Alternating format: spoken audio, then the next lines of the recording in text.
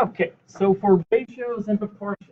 Now, ratios, just so you know, a ratio is basically a fraction, but it's when you use a fraction a certain way, we call it a ratio.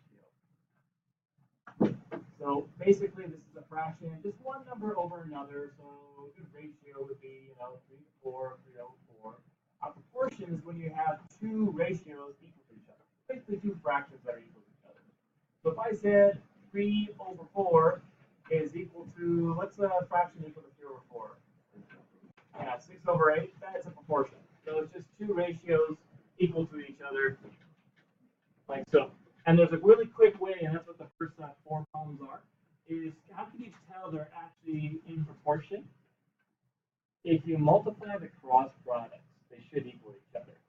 So if you do like 3 times 8, if they're in proportion, that should equal whatever this multiplies to, 4 times 6. And this is true for any two fractions that are equal to each other. You may not notice this, but every time you reduce a fraction, like you're doing to solve an equation, you have to reduce a fraction. Those two fractions are technically in proportion to each other because they're equal to each other. So if you get the same number on both sides, therefore, yes, it is a proportion, forms a proportion. So the first four questions are just yes or no. Yes if it's yes. Yes if it's equals. Right? And then no if it's not equal. So if I do something like, let's see here, is 3 over 7 in proportion to, I don't know, how about 3 over 8? Like, obviously these are not the same, right? You can tell that right away, but you can prove that by showing that, oh yeah, 24, that doesn't equal 21, they're different numbers. Right, so therefore they're not proportional. And it's kind of easy to see when they're simple numbers, but this works when they're decimals and all these long things that you couldn't really just look at and tell by looking at it.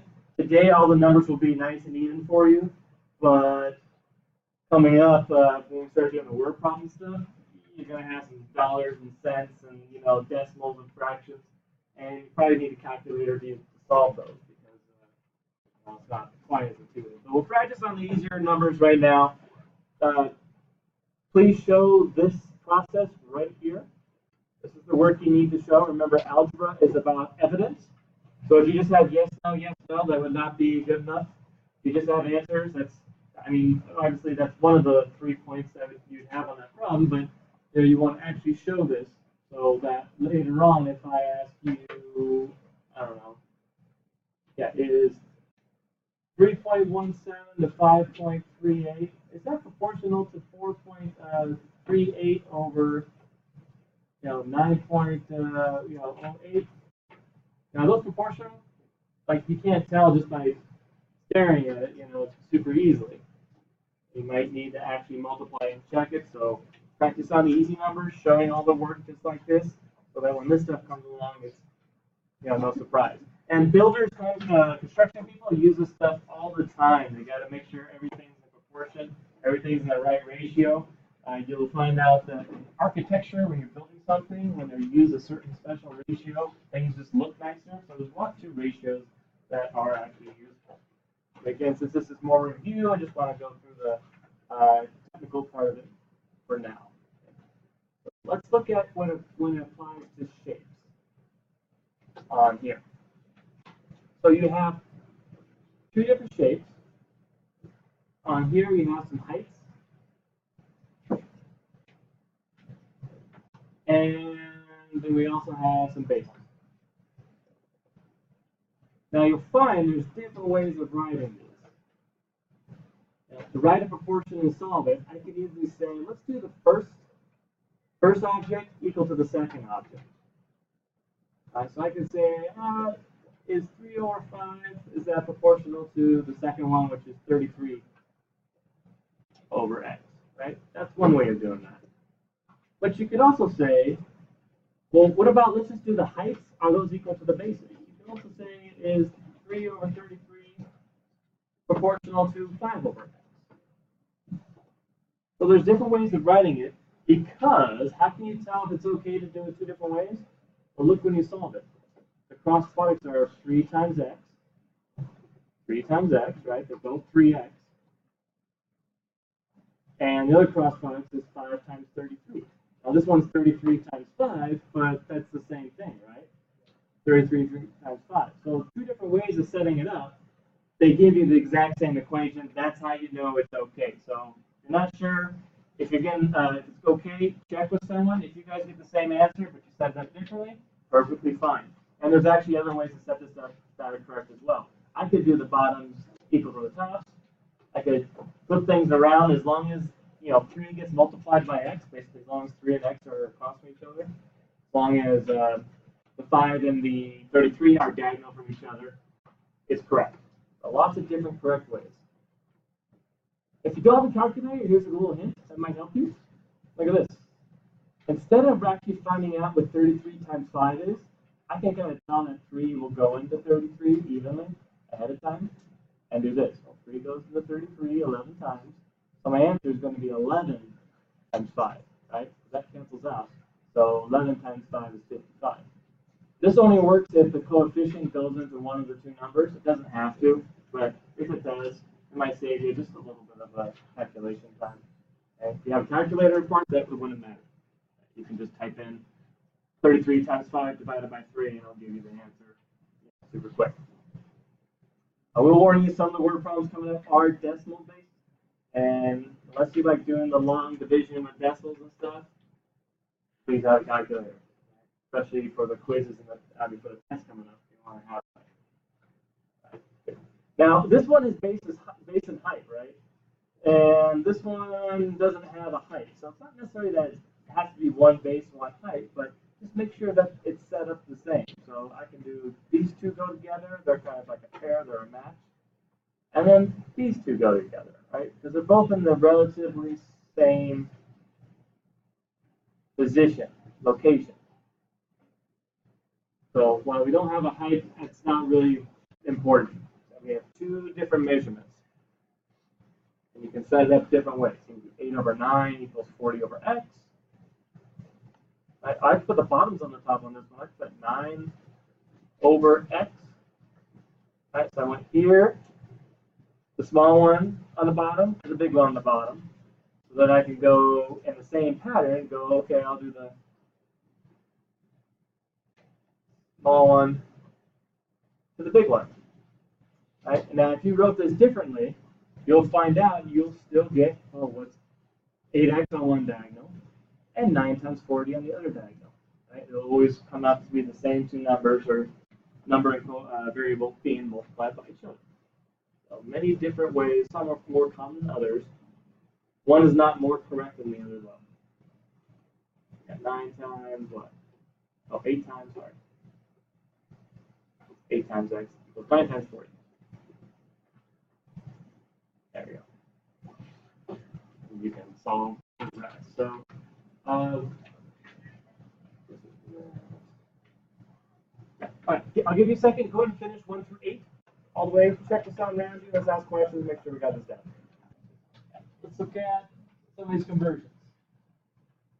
Some are buying like produce, like fruit, and some are converting different types of currency from around the world.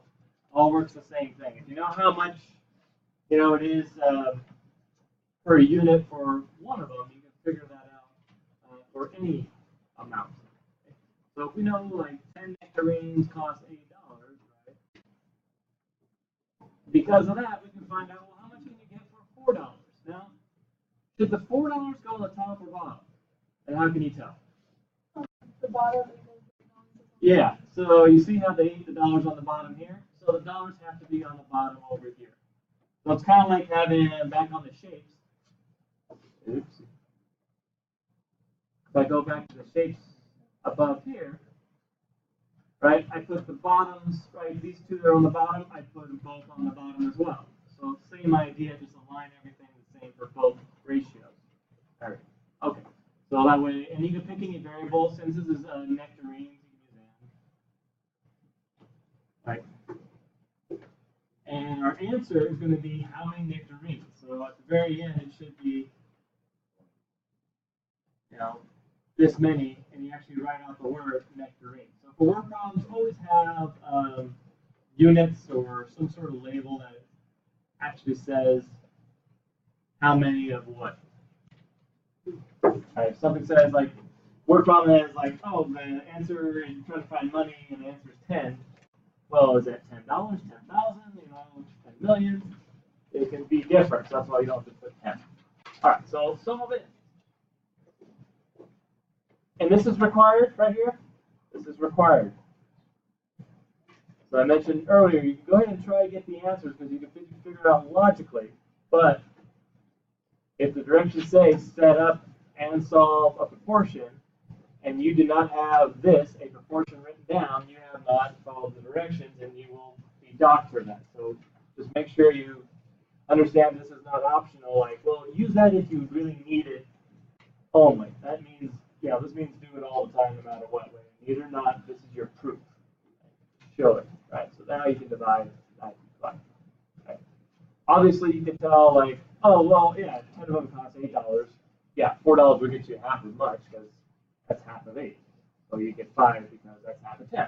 Makes sense, but we're working towards this, right? We're working towards, well, what if it costs $8.74 or $8.75? How much could you get for, $5.13?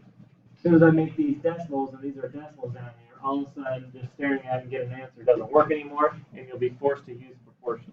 We want to practice with the easier numbers now, so when this decimal stuff comes along later, you're not thrown off and not sure what to do, and so on and so on. Okay, so let's look. That's one conversion. Let's look at maybe, doing some traveling, world traveling. They got different types of currency, monies around the world, so it's not all dollars and cents, right?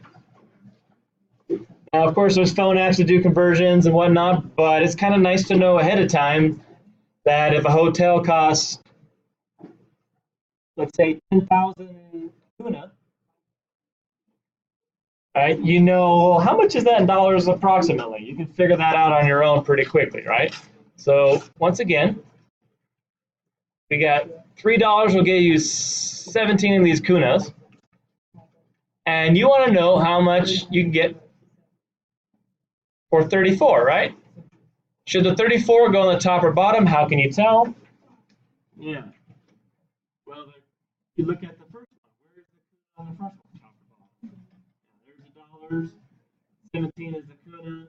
So that means on the second one, the 34, the kuna should be on the bottom as well. Same idea. And we can put D for dollars if we wanted. Any variable would be fine, but just now at the very end, your answer should be right for the dollar sign.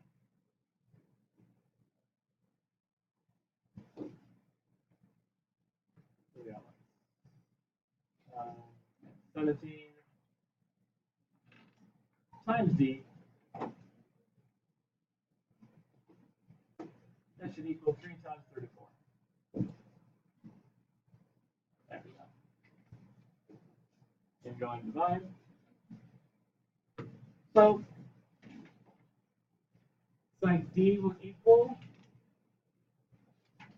Does 17 go in the 34? Yes? Yeah, how many times? Right, so if you're able to catch that, it's not like a regular multiplication chart number, 17. But if you're able to catch that 17 1 to 34 2 times, it can cancel out, and the answer is 2 times 3. The answer is $6. So yeah, that makes a big difference, right? 34 of these kunas is only $6. I mean, 34 seems like a big number, but it's really only $6. That's why when you go traveling, things might look like they're way more expensive. Like, whoa, it costs 5,000 whatever their currency to stay at a hotel for a week. 5,000. But then when you do the conversion, it comes out to, oh, it's like, $800. So big difference, right? All right, so I'll leave you with that. The rest of those to do. Let's just do a few on the back, a little practice. These are the same thing, but they're as if they're already set up for you, so you don't have to, set them up. Just practice doing them. So,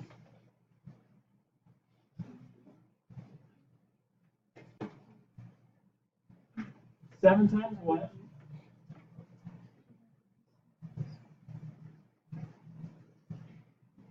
Should be equal to 10 times 6.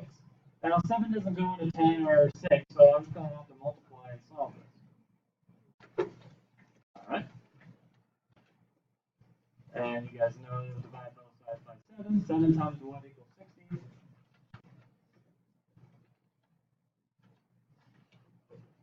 Okay, so how should I write this? 60 over 7. How should I write my answer? How about this? What does direction say? Yeah. Does this reduce at all? No. So 60 over 7 is going to be your answer. Now, directions, once again, whenever you're asked what should you do, your first instinct should not be, what would I do? It's not about what you would do. Read the directions, find out what's expected of you, and then go by that. Okay?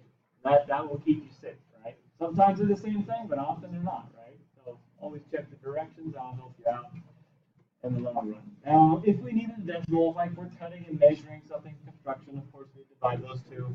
But since this is not a word problem, that's where we're leaving it this way. Scroll down just a little bit. You'll notice that there are some pluses and minuses involved, right? So, little hint, use parentheses here for all of those. If you want to, just go through all of them that have a plus or a minus. Put parentheses around them. That will save you a lot of issues later on. So that when you do the cross product, right, when you cross multiply, it's 4 times the parenthesis of x minus 2. And of course, that will change the answer with or without parentheses, right?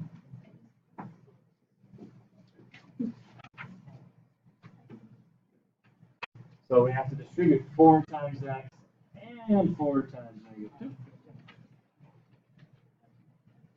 And then solve a two-step equation, which this one looks like it comes out to a whole number.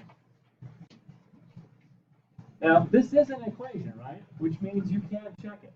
We don't want to get away from or forget about checking your answer to verify it's right. On your quizzes, pretty much everybody checked it, and those that checked it right, had the answer 100% correct. So why would we stop? It has an equal sign in the original question, so you can check it. Just throw it in there. It's 2 over 4 equal to 5 minus 2 over 6. And you just solve and reduce and see if they equal each other. Right. Is 1 over 2 equal to 3 over 6? Yeah, sure is.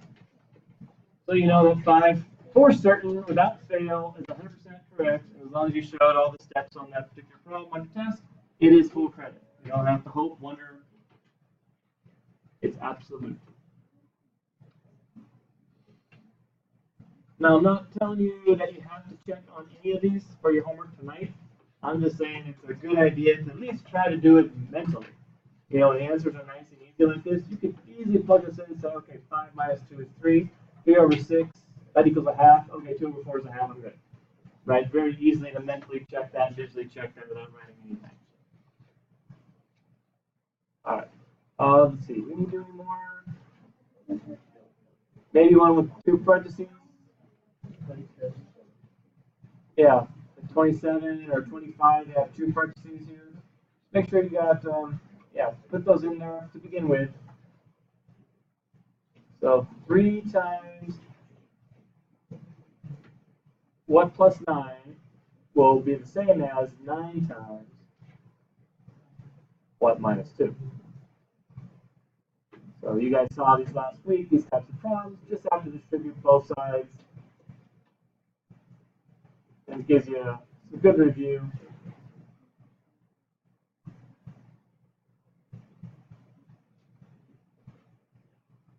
It's okay for answers to be decimals or fractions. I don't think they will be tonight, but later on, perfectly fine.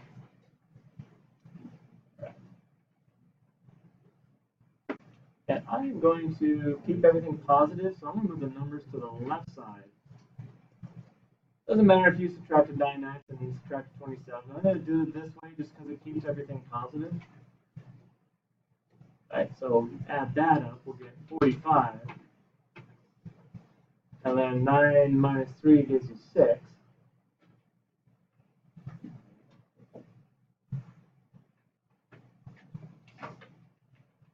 Of course, go ahead and solve it, divide both sides. 45 over 6, does that reduce?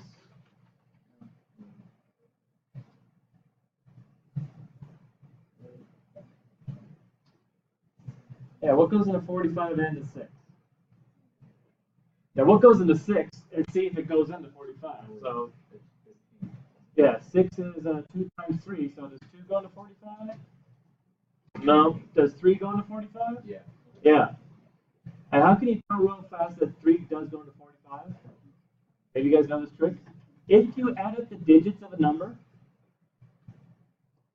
45 is 4, right here. If you add up the digits, 4 plus 5 is 9.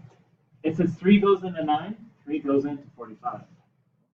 A little trick right there. So yeah, 3 does go into 45 15 times. So 15 over 2.